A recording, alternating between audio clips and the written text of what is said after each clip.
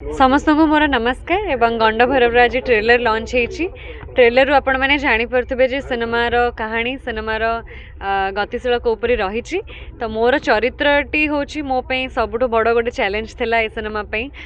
चरित्र ही मो सिनेमा को करने की गोटे चैलेंज नहीं थी एवं ट्रेलर आपण मैंने तार ग्लिम्स पाई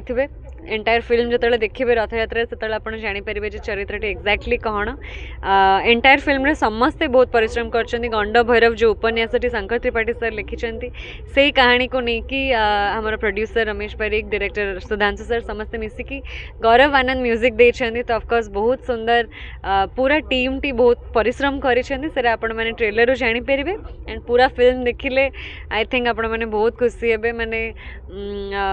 मते जो थे सबुठ अधिक चैलेंजिंग लगी ये चरित्र कि कौन भी मु नॉर्मल शिवानी संगीता नहीं तो से चरित्र ही मु बहुत एक्साइटेड जो दर्शक मान पाखक एंटायर सिनेमार परिश्रम सबू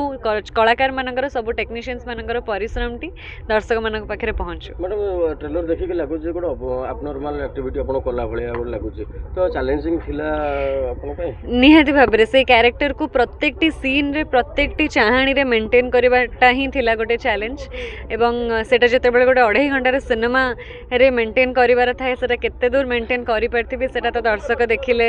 सिनेमा हॉल रे 16 जुलाई रो कहि परिबे